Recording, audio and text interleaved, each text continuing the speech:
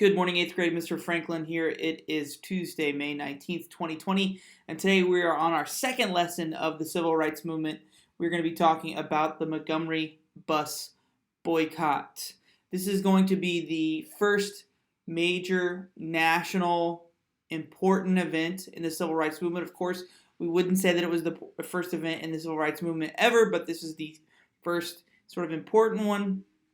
And we'll talk about the significance of the Montgomery bus boycott, who was involved, etc., etc., etc.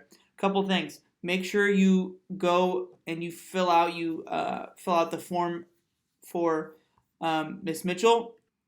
There's a form that she needs you to fill out for promotion. It's like promotion slideshow. You need to upload a photo of yourself that's going to be part of the promotion slideshow, and then there's some information that needs to be filled out as well. We got about half of you that haven't done that, so please make sure you fill that out. Email, text if you have questions about that. So we are going to be talking about the Montgomery bus boycott. Yesterday, we talked about the major event that set off or sparked the modern civil rights movement, and that was the murder of Emmett Till. Two white gentlemen lynched a young 14-year-old African-American man in Money, Mississippi for whistling at a white woman. Emmett Till was murdered, and his killers were not convicted.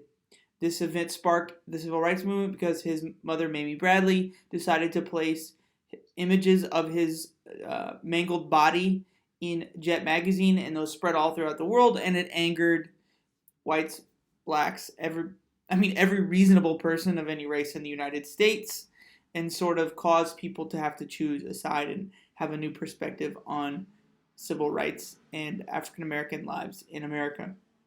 All right, let's go ahead and stay totally focused. Let's get into our presentation and learn about the Montgomery bus boycott, which was the start of the movement. First thing I want to say is that what we're learning, the modern civil rights movement, is going to come back to you. This is an example from 2011. It's the AP US History 2011 scoring guide. But I just grabbed this as an example. These are things that you need to know when you get in high school for a specific the AP US History test. So you have to know about Thurgood Marshall, nonviolent movement leaders, Martin Luther King Jr., etc. And it specifically has Montgomery bus boycott of 1955 on there.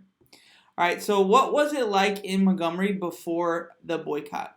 There was formal segregation on the buses in the city of Montgomery, Alabama. African Americans had to sit on the back of the bus. So there was a black section in the back.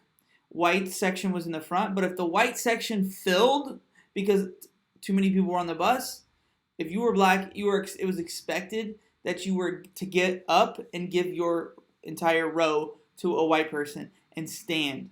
If you were a black person, you had to pay on the front of the bus. So you'd step on the bus, pay, step off, and then enter in the back. So not only did you have to sit in the back, you weren't allowed to enter in the front. If a white person needed a seat, the black rows now turned into white seating. So it was really, really disrespectful. What was the Montgomery Improvement Association? So this was an organization formed by black ministers and community leaders in 1955. They immediately elected MLK as their president, and they decided to lead this boycott. Now, a boycott is when you refuse to buy, purchase, or use something in order to exert political or social or economic pressure on an organization or group of people. So this boycott essentially was African Americans saying, we're no longer going to take the buses in Montgomery. Now, why would this affect change? Money. All right, if the black community in Montgomery, Alabama in 1955 would boycott the buses, then that would mean that the bus companies would lose money. That would mean that they would put pressure on the government to change, the local government to change the laws, and that's exactly what happened. A light bulb question that I want you to sort of think about, and I'm going to put this in the Google form. Were the white drivers, responsible for their actions, or were they, quote, just enforcing the rules? What might happen to them if the white bus driver didn't enforce these rules? What was their level of responsibility? Should they have said, no, I'm not going to enforce these rules? Or were they just going along with what they're supposed to do so they could keep their job? Something to think about. So how did the boycott take place? So black residents stayed off of buses for almost a year. They organized massive carpools. They walked to work. They biked to school, etc. The Supreme Court ruled that the situation was unconstitutional. So finally, they won because the Supreme Court ruled that segregating the buses violated the 14th Amendment of the Constitution. So the effects of the Montgomery bus boycott. And of course, you're going to read about Rosa Parks. Her arrest sort of was the event that sparked the boycott.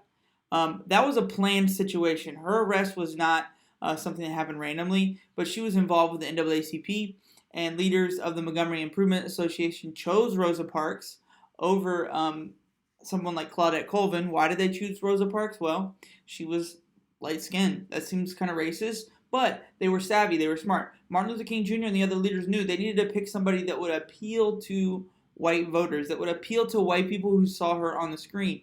She was upstanding citizen, was a librarian, had never broken the law, never been arrested before, and the way that she looked would appeal to white people. So they figured if they used Rosa Parks, it would be good press, basically. So because the Supreme Court eventually ruled that segregation of the buses was unconstitutional, the city relented. They were desegregated. This thrust MLK into the national spotlight, so he became famous in a way that he was not before, and people saw that nonviolent protest could work. This didn't involve violence or weren't riots.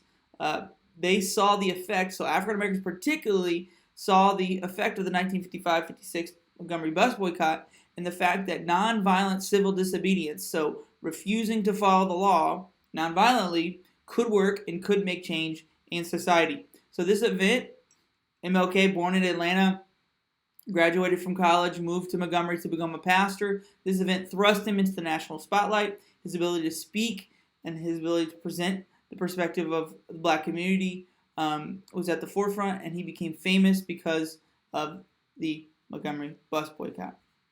All right. So, let's go ahead and wrap up for today. So what I want you to do is I want you to answer all the questions that I have for you.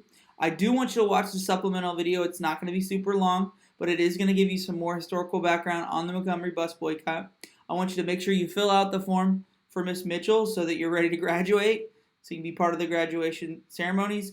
Also, check your parents' email. When we call today, we're going to make sure that you got all the graduation information. Make sure you're all caught up with your work so you don't have to do summer school, because summer school is real and it does exist. Get 70% or higher on today's assignment so I can give you full credit. All right, guys, stay safe, stay healthy. We're almost through this. You're almost in high school. I love you guys.